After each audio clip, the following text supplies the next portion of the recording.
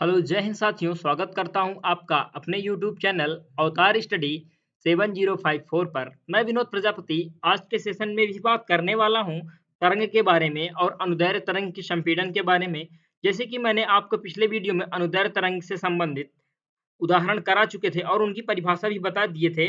हम उसी को थोड़ा दोहराते हुए आगे चर्चा करेंगे जिससे थोड़ा आपका रिपीट हो जाए। ध्यान देना है कि अनुदैर्ध्य तरंगे संपीड़न एवं विरलन प्रतिरूप बनाते हुए गति करती हैं तथा संपीड़न वह क्षेत्र है जहां माध्यम के कण अत्यधिक संपीड़ित हो जाते हैं और पास-पास आ जाते हैं, जबकि विरलन वह क्षेत्र है जहां माध्यम के कण विरल हो जाते हैं और दूर चले जाते हैं।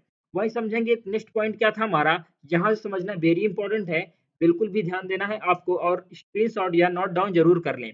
देखिए, तार की एक लंबी स्प्रिंग के एक सिरे को दीवार से बांधकर तथा दूसरे सिरे को पकड़कर आगे पीछे करने पर स्प्रिंग लंबाई के अनुदिश कंपन करने लगती है एवं स्प्रिंग में अनुदैर्ध्य तरंग संचारित होती है। कैसे, वह हम आपको समझाएंगे। देखिए, तार की एक लंबी स्प्रिंग ले लीजिए, तार की एक लंबी स्प्रिंग ले लीजिए और एक सिरा जो होगा वो दीवार से बांध लीजिए। ध्यान देना है, एक सिरा जो होगा वह दीवार से बांध देना है आपको।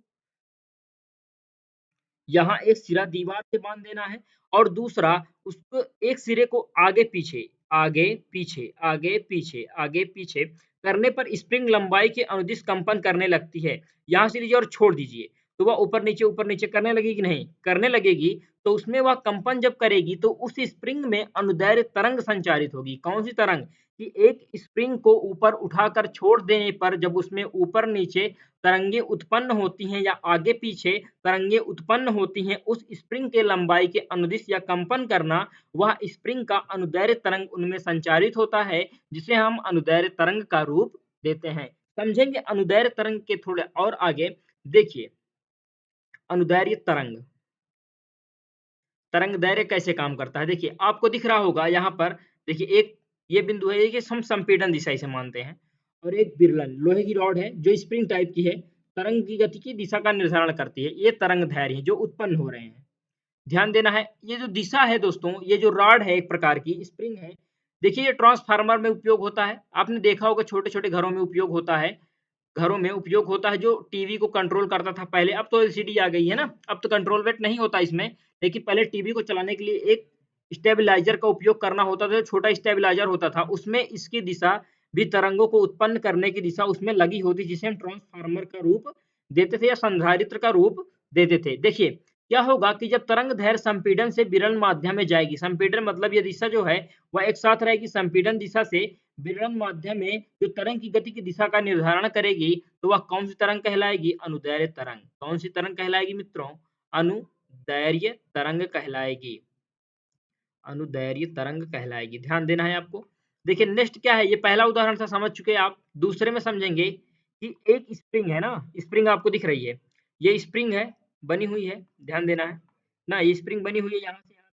मान लीजिए इसे जमीन पर खड़ा कर दिया जाए और इसको एक दिशा को नीचे पकड़कर ऊपर खींचा जाए और खींचने के बाद अचानक से छोड़ दिया जाए, तो यह स्प्रिंग क्या होगी, वह ऊपर जाएगी, नीचे जाएगी, ऊपर जाएगी, नीचे जाएगी। जब ऊपर नीचे की होने की दिशा और इसमें उत्पन्न जो तरंगे होंगी, जो उसके अनुदिश कार्य करेंगी, या संपीड़न से विरलन माध्यम, या संपीड़न से विरलन या विरलन से संपीड़न में जब माध्यम में वह कार्य करेंगी, तो वह कौन सी दिशा का संचार करेंगी, वह अनुदैर्ध्य तरंगों का संचार करेंगे। किन तरंगों का, अनुदैर्ध्य तरंगों का।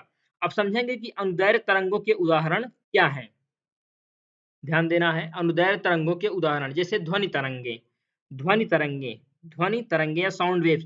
जैसे आप समझते हैं जो साउंड होते हैं, साउंड, उसमें जो तरंगे उत्पन्न होती हैं, वह किसका उदाहरण है, अनुदैर्ध्य तरंगे का। किसका है, अनुदैर्ध्य तरंगे का। ध्यान देना है। और जो भी भूकंपीय तरंगों में पी तरंगे होती है, पी वेव्स होती है, वह किसकी होती हैं, वह अनुदैर्ध्य तरंगे होती हैं। या सर्पिलाकार स्प्रिंग में उत्पन्न तरंगे, जो सर्पिलाकार उत्पन्न तरंगे होती हैं, वह किसकी हैं, अनुदैर्ध्य तरंगों की हैं। ये एग्जाम में बस इतना पूछेगा कि ध्वनि तरंगे किस प्रकार की तरंगे हैं, भूकंपीय तरंगे किस प्रकार की तरंगे हैं, और सर्पिलाकार तरंगे किस प्रकार की तरंगे हैं। तो यह तीनों किस प्रकार की तरंगे हैं दोस्तों, अनुदैर्ध्य तरंगे हैं। किस प्रकार की तरंगे हैं, अनुदैर्ध्य तरंगे हैं। ध्यान देना है। अब हम चर्चा करेंगे कि अनुदैर्ध्य तरंग क्या है और अनुप्रस्थ तरंग क्या है, इन दोनों में अंतर क्या है वह हम समझेंगे इस वीडियो के माध्यम से। तो दोस्तों आगे चर्चा करते हैं अपने टॉपिक पर। देखिए, अनुदैर्ध्य तरंगें या उनका उदाहरण। देखिए क्या है कि अनुदैर्ध्य तरंगों के उदाहरण में ध्वनि तरंगें, भूकंपीय तरंगों में पी वेव्स और सर्पिलाकार स्प्रिंग में भी उत्पन्न तरंगें। उत्पन्न तरंगें जो हैं वह सर्पिलाकार स्प्रिंग में उत्पन्न तरंगें निर्धारण करती हैं किसका? अनुदैर्ध्य तरंगों का। किसका? अनुदैर्ध्य तरंगों का, जो लॉन्गिट्यूडिनल वेव्स कहलाती हैं। और हम अब चर्चा करने वाले हैं अनुदैर्ध्य तरंग तथा अनुप्रस्थ तरंगों में अंतर क्या है वह। ध्यान देना। देखिए, अनुप्रस्थ एवं अनुदैर्ध्य तरंगों में अंतर, difference between transverse and longitudinal waves. पहले हम चर्चा करेंगे अनुप्रस्थ तरंग के बारे में, फिर उसके बाद हम चर्चा करेंगे अनुदैर्ध्य तरंग के बारे में। अनुदैर्ध्य तरंग के बारे में चर्चा करने के बाद हम आपको बताएंगे कि अनुप्रस्थ तरंग में कौन कौन से बिंदु इंपॉर्टेंट हैं और अनुदैर्ध्य तरंग में कौन कौन से बिंदु इंपॉर्टेंट है, वह समझना है आपको। देखिए, पहला बिंदु जो है हमारा कि इनमें माध्यम के कण तरंग के चलने की दिशा के लंबवत कंपन करते हैं। और जो दूसरा बिंदु है क्या बता रहा है कि ये तरंगें सुरंगों तथा गर्तों, यह गर्त होगा, सुरंगों तथा गर्तों के रूप में संचारित संचारित होती हैं और एक सुरंग तथा एक गर्त से मिलकर एक अनुप्रस्थ तरंग बनती है। आपको हमने बताया कि एक सुरंग और एक गर्त, इन दोनों से मिलकर एक किसका? अनुप्रस्थ तरंग का निर्माण होता है, जो अनुप्रस्थ तरंगें उत्पन्न करती हैं। कौन सी तरंगें? अनुप्रस्थ तरंगें उत्पन्न करती हैं। नेक्स्ट पॉइंट क्या है दोस्तों, उसको देखते हैं। देखिए, ये तरंगें ठोस माध्यमों में तथा द्रवों के ऊपरी तल पर उत्पन्न होती हैं, परंतु द्रवों के अंदर तथा गैसों में उत्पन्न नहीं होती। ये तरंगें ठोस माध्यम तथा द्रवों के ऊपरी तल, ये याद रखना है आपको कि ठोस माध्यम जब होगा तब, और जब द्रवों का ऊपरी तल होगा तब। जब द्रवों का ऊपरी तल होगा तब वह उत्पन्न होती है, या परंतु द्रवों के अंदर तथा गैसों में यह उत्पन्न नहीं होती। किसमें? गैसों में उत्पन्न नहीं होती हैं। कौन सी तरंगें? अनुप्रस्थ तरंगें। नेक्स्ट पॉइंट क्या है दोस्तों? देखिए, अनुप्रस्थ तरंगों के संचारित होने से माध्यम के दाब तथा घनत्व में परिवर्तन होता है। किसमें?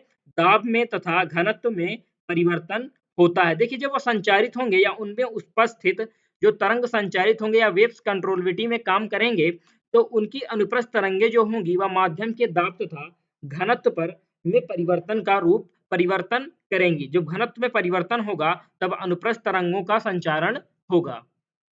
अब वही चर्चा करते हैं हम अनुदैर्ध्य तरंगों के उदाहरण के बारे में। तो ध्यान देना है आपको और स्क्रीनशॉट ले लेना है। देखिए, अनुप्रस्थ एवं अनुदैर्ध्य तरंगों में, देखिए अनुदैर्ध्य तरंग में कौन कौन से इंपॉर्टेंट टॉपिक है वे बताएंगे हम। या लॉन्गिट्यूडिनल वेव्स, देखिए इनमें माध्यम के कण तरंग के चलने की दिशा के समानांतर कंपन करते हैं। इनमें माध्यम के कण तरंग के चलने की दिशा के समानांतर कंपन करते हैं। और नेक्स्ट क्या है कि ये तरंगें संपीडन तथा विरलनों के रूप में संचारित होती हैं। नेक्स्ट क्या है? यह एक संपीडन तथा एक विरलन से मिलकर एक अनुदैर्ध्य तरंग का निर्माण करती हैं। वही है कि एक विरल माध्यम और एक संपीडन माध्यम से मिलकर वह निर्माण करती हैं किसका? एक अनुदैर्ध्य तरंग का। ये बिल्कुल आपको ध्यान रखना है संपीडन तथा विरलन माध्यम में।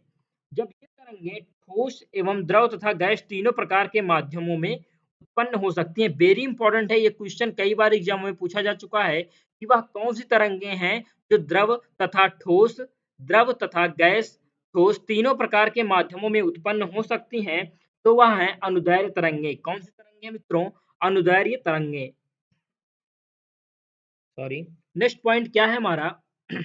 देखिए, अनुदैर्ध्य तरंगों के संचारित होने से माध्यम के दाब तथा घनत्व में भी परिवर्तन होता है। उसमें भी हो रहा था और इसमें भी हो रहा था। मतलब अनुदैर्ध्य तरंगों और में संचारित होने से माध्यम के दाब तथा घनत्व में भी परिवर्तन होगा, और अनुप्रस्थ तरंगों में भी संचारित होने से माध्यम के दाब तथा घनत्व में परिवर्तन होगा। तो दोस्तों, आपको यह वीडियो कैसा लगा? आपको समझ में आ चुका होगा कि अनुप्रस्थ तरंग क्या है और अनुदैर्ध्य तरंग क्या है, उनमें अंतर क्या है और कौन कौन से इंपॉर्टेंट बिंदु है वह आप जरूर पढ़ लीजिएगा। और हाँ, देखिए, यदि आप हमारे YouTube चैनल पर नए हैं तो हमारे चैनल को अवश्य सब्सक्राइब कर लीजिए। हमारे यूट्यूब चैनल अवतार स्टडी 705 पर अन्य सभी क्लासेस होती रहती हैं जो कि आपके एग्जामिनेशन के लिए बहुत ही कामगार सिद्ध होंगी। देखिए हमारा जो क्वेश्चन है आज लगभग हम 2 क्वेश्चन देंगे, आपको कमेंट सेक्शन में बताना है जो आपके लिए होमवर्क होगा। पहला डिग्री सेल्सियस से क्वेश्चन है, इससे नहीं है। डिग्री सेल्सियस, देखिए लिख दे रहे हैं इसमें, कितने कितने डिग्री सेल्सियस, कितने डिग्री सेल्सियस पर सेंटीग्रेड एवं सेंटीग्रेड एवं फारेनहाइट फारेनहाइट फारेनहाइट तापक्रम तापक्रम समान रहते हैं, समान रहते हैं। ऑप्शन है 100 डिग्री सेल्सियस, 123 डिग्री सेल्सियस या 60 डिग्री सेल्सियस या 40 डिग्री सेल्सियस। बताइए माइनस में। ठीक, ये पहला क्वेश्चन है। हमारा सेकंड क्वेश्चन ये है, ये भी सेल्सियस से ही है। डिग्री फ़ारेनहाइट में कितना होता है? 40 डिग्री सेल्सियस का मान मान फ़ारेनहाइट में कितना होता है? तो यदि आपको यह क्वेश्चन या पता हो इसका आंसर तो आप कमेंट सेक्शन में ज़रूर बताएं, नहीं तो हम नेक्स्ट वीडियो में आपको इन दोनों का आंसर बताएंगे। तो दोस्तों मिलते हैं हम आपको एक नए वीडियो में, तब तक के लिए जय हिंद, जय भारत।